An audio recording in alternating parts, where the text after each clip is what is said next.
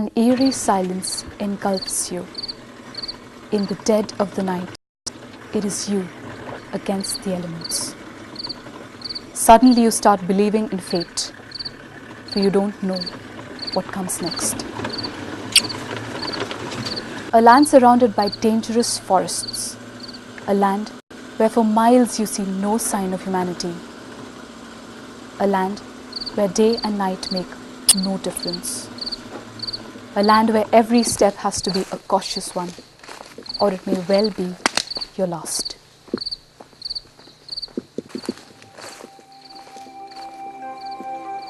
The tiny land stretch of Hemalkasa offered all this and more. A terrain where the climate and the environment compete to defeat the man.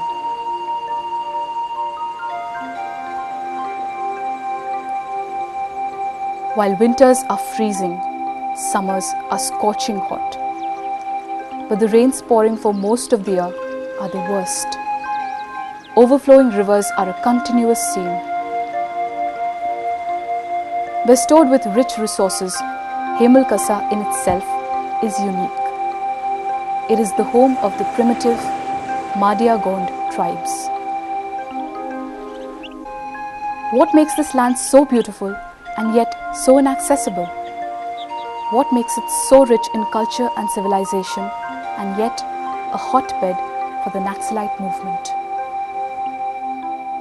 With an open mind, we set out to explore this place of paradoxes.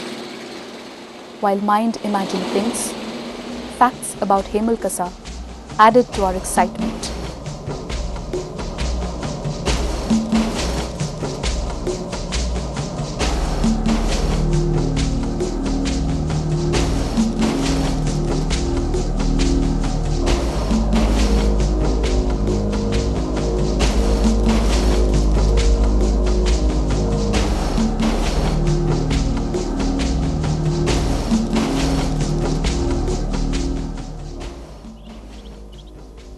Transversing from one corner of Maharashtra to another, we made our way. Situated 200 kilometers from the nearest railway station is the village of Hemalkasa in Gadchiroli district. Wedged between the three states of Maharashtra, Andhra Pradesh and Chhattisgarh are the forests of this district. Transport is still a major problem in this area. The terrain of these forests made things difficult for us. The only available option was the local ST bus, but the tattered ST bus was the last option for us.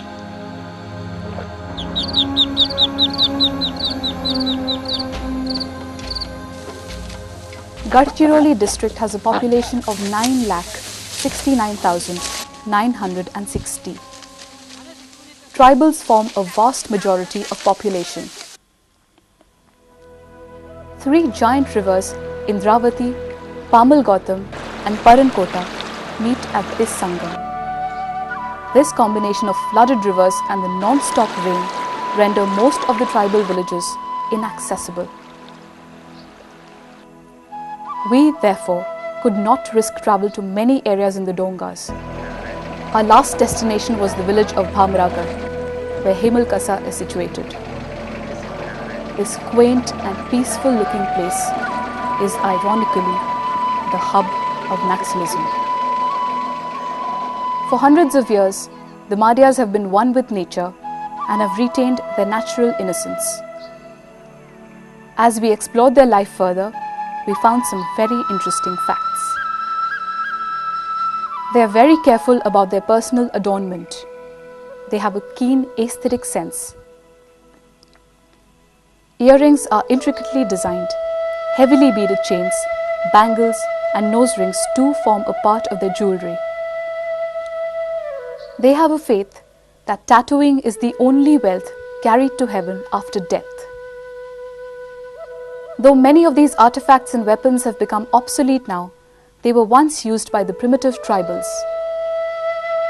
Tribals even today are under the influence of their ethos, traditions, religious beliefs and superstitions. Their culture is not forgotten. ancient tribal rites are still performed. घेतलं जायचो गाम बसलो चालले उतले ठाटाय किसे फिर ठावडलो जी name के फिर किसे खसो. Marriages are festive occasions when people dine and dance. Like the wedding, funeral is also celebrated by dancing and drinking wine. The decoration and height of the tombstone depends upon the status of the deceased.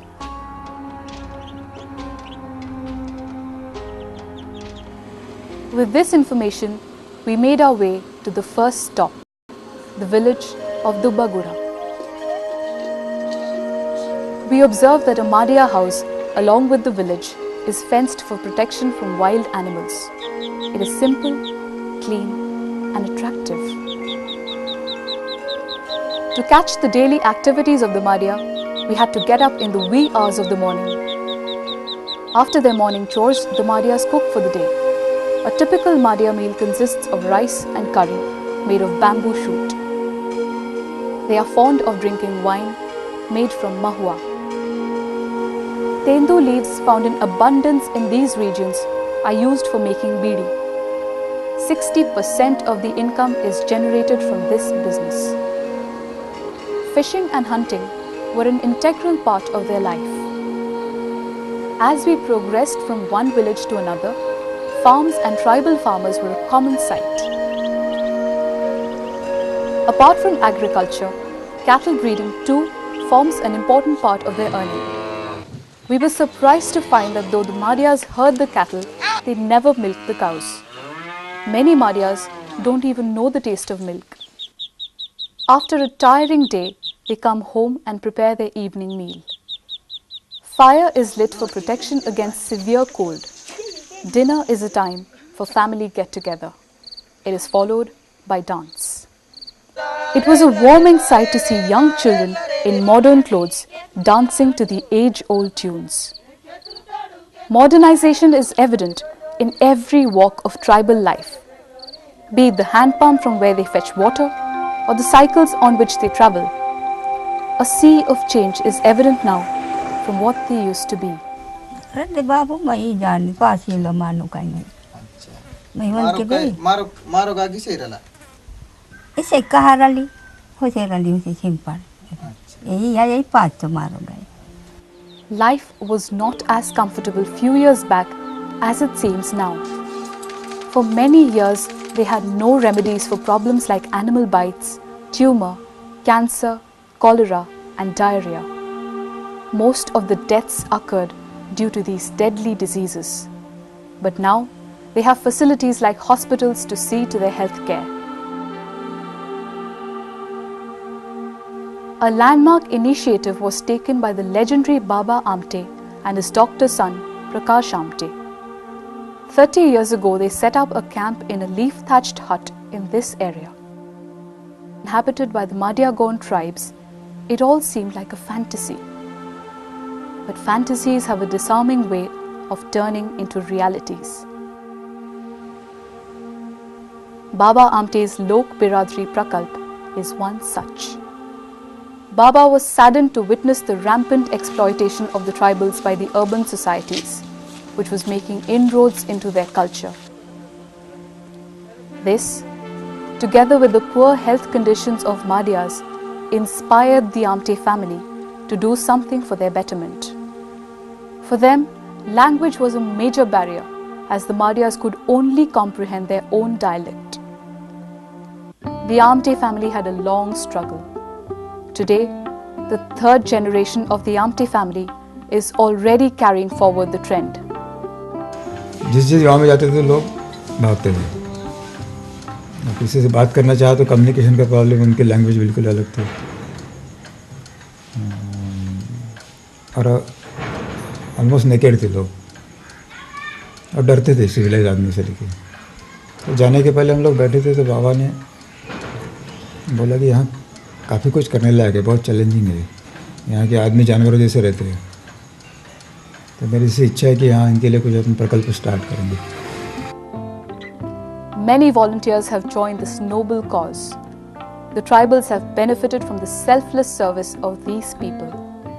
मुझे तो काम बहुत पसंद है, बहुत काम करना है, मगर कोई अड़चन आ जाती है तो ख़राब लगता है। यानी इसमें कुछ मुझे यहाँ रहा आया काम किया इसके लिए कुछ ये नहीं है, वो अच्छा ही लगता है। यहाँ से जाने को दिल नहीं चाहता। People travelled long distances, at times for days, with the hope that their near and dear ones would be treated. The Amtes faced enormous problems in curing the Madia patients. जब ये देते थे मेडिसिन तो वो गोली कैसी लेना, तो वो बताते थे कि सुबह लेना, शाम को लेना, रात को लेना, 6 घंटे के बाद रहता है, कभी 4 आवरली रहता है, तो वो बहुत मुश्किल होते थे बताने। तो हमने फिर क्या डिसाइड किया कि ऐसा इनको पता ही चलता नहीं सुबह क्या शाम क्या, तो सिर्फ ये मालूम था कि सूरज उगाने के बाद एक लेने का, जब सूरज माथे पे आता है तब दूसरी लेने का। In the first year of its operation, Lok Biradri Prakalp covered a population of 5,000. Today, it has come a long way. It covers a population of around 1 lakh, providing facilities like plastic surgery and treatment of tumor and cancer. The doctors proudly say that there has been no mortality till date. अभी पहले से वो लोग ज़रा जल्दी आते हैं, तो पैटर्न जो डिसीज़ का है वो थोड़ा सा बदल रहा है कि पहले बहुत एडवांस स्टेज में आते थे, अभी ज़्यादा स्टेज उतना एडवांस नहीं रहता, तो ट्रीट करना हमारे लिए इजी होता है। आसपास के लोग तो काफ़ी सुधर गए हैं। इंटीरियर में अभी भी एडवांस केसेस आते हैं वहाँ से, लेकिन वो उनका भी जो प्रमाण है वो कम होते जाते हैं। 2 students from Lok Biradri Prakalp, both Madias, have now become doctors. One of them, Pandurang Pungati, has graduated from Lokmanya Medical College in Mumbai. Dr. Pandu, as he is fondly known, now works for the tribal patients. कोई आते नहीं तो हमने सोचा कि आपने कुछ पढ़ के यहाँ के अपने लोगों के लिए कुछ तो करना चाहिए, बाहर के लोग है क्या यहाँ के तो कोई कुछ नहीं करने वाला। The fascinating story of his life is the pride of the whole Madia community. Brought under the guidance of Baba Amte at a tender age, Pandu grew with the family. Since then, he has developed under their influence, and inspired by Dr. Prakash Amte, he decided to become a doctor. In all these years with the family, Pandu has not visited his place of birth. Due to lack of transport, such a journey would mean 2 days on foot. From being a humble tribal boy to a recognized doctor, Pandu has come a long way. लोग मुंबई से call है MBBS के लिए, प्रकाश आमटे बोले किसी भी हालत में कुछ भी करो, लेकिन उसको एक आदमी दे के बॉम्बे भेजो और उसको इंटरव्यू किसी भी हाल में एडमिशन होना चाहिए। तो एक से एक में एक आदमी मुझे मेरे साथ दिया था, वो मुझे लेके जाता था बॉम्बे लेके गया। फिर उसने कुछ पहली बार मैं ट्रेन में बैठा उस वक्त, मैंने कभी ट्रेन देखा नहीं थी, बस भी नागपुर जाके देखा था। मैंने पहली बार उसका एक्सपीरियंस था कि वो ट्रेन कैसे दौड़ती है, वो भी हमें अलग ही लगता था कि ट्रेन क्या होता है। Like Pandu, several other Madia children benefit from Lok Biradri Prakalp. For apart from running a hospital, it also runs a residential school for children. Setting a school 20 years back was a difficult endeavor. बच्चों को school में भेजने के लिए भी उनकी तैयारी नहीं थी, क्योंकि यहाँ तब नरबली आप जो बोलते हैं वुमेन सेक्रीफाइस वो बहुत चलता था। तो उनको लगता था कि हमारे बच्चे ये ले जाएंगे काटेंगे, तो उनके इसमें बदल करने के लिए बहुत साल हमारे बीते, यानी 5-6 साल तक उनका विश्वास हमारे ऊपर नहीं था। Children from neighboring areas come to the school. Education is tough because not only do these children have to learn things from a world unknown to them, but also because they have to live away from their family. Due to bad climatic conditions, at times they have to be separated for a long duration from their respective villages. But despite all this, the school children and teachers work together for a better future. The government also makes its presence felt in this region. Many schemes for tribal benefit are introduced every year. The project office set up to implement these schemes is an active body in Bhamragad and its surroundings. Government schools can be seen in the region. Seeds are distributed amongst the farmers. Hand pump, oil pump and tractors are available on loan. Plows are also provided by the government. Grocery stores, ready-made stores, phone booths etc. have made inroads into this place. 94 में मैं जब यहाँ 93 में मैं यहाँ आया तो उस टाइम में सिर्फ यहाँ पे एक ही दुकान थी और एक पोस्ट ऑफिस था, तो एक ही दुकान थी। आज आप रास्ते के दोनों बाजू में देखिए तो पूरी मार्केट लाइन डेवलप हो गई। We realized that a lot was being done, but a lot more remained. For example, what was the state of democracy in Hemalkasa? हमारे यहाँ तो वोटिंग तो सबसे ज़्यादा होती है, यहाँ पे ऐसा कोई प्रॉब्लम नहीं है। हाँ, जबकि हमारे यहाँ पे बहुत बार ऐसा होता है कि उसको बैन करते हैं कुछ लोग, मगर उसका असर कम होता है। कुछ लोग that he referred to were the omnipresent but never visible Naxalites. Like a fear that can be felt and not seen, their presence pervades the place. Naxalism as a force became prominent in Gadchiroli since 1980. From then, it has grown and evolved into a full-fledged organization. Naxalism literally thrives in this area. We were told that within hours of our arrival, news of our entry and our investigation would reach their base. The Naxals have a very strong network in this area, and the tribals often join them. जब ये हम naxalite यहाँ आए तो paper मिल एक 20 bamboo काटने के लिए उनको 30 पैसा देता था। आज उस वही काम के लिए नक्सलाइट आने के वजह से 6 रुपया मिल रहा है। जब नक्सलाइट नहीं थे तो बीड़ी पत्ता के 700 बीड़ी पत्ता तोड़ने का 5 रुपया मिलता था, आज वो 140 रुपया मिलता है। यहाँ इतना तो अगर किसी को भी अपना पैसा मिलता होगा तो जानबूझ के उनके पास जाएगा ही।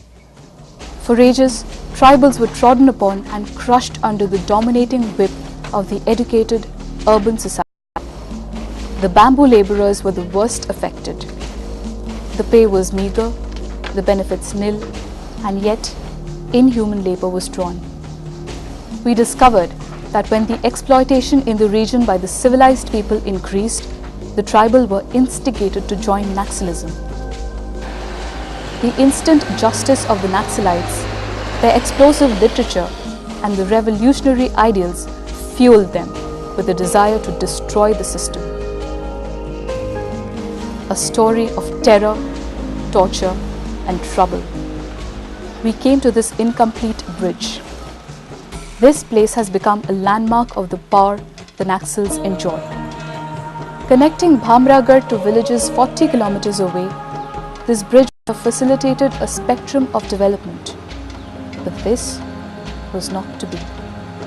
6 years ago, when the work was in progress, the Naxals intervened. The whole work came to a standstill. The tussles between the police and the Naxals have become a daily affair. The police have become a regular target for Naxalites.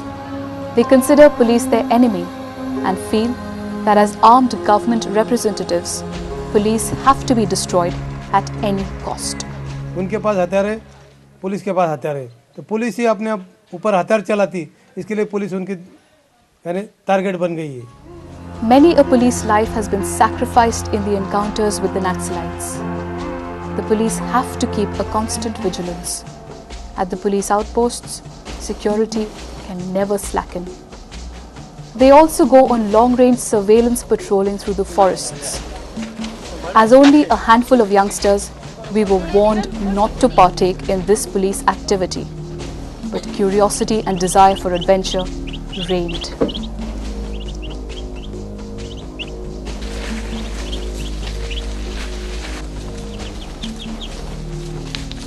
As they lay in ambush in the wait of the Naxalites, we dared not breathe.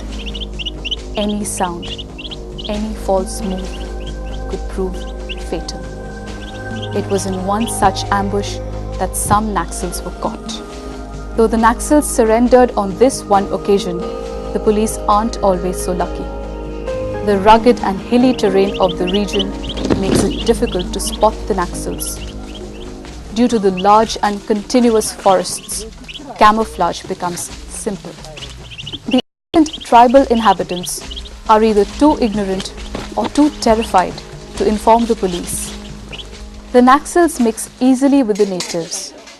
Any one of the innocent faces seen in these villages could be a Naxal.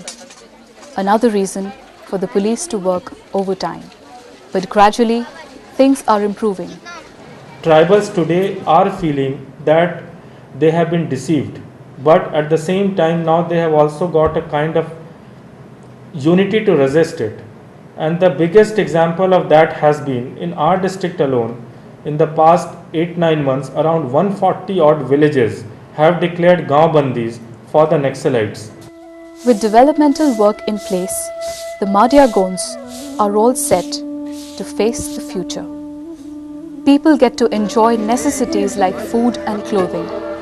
Education in the region is also on the rise. The Madia Gonds have suffered a lot, but it has not broken them.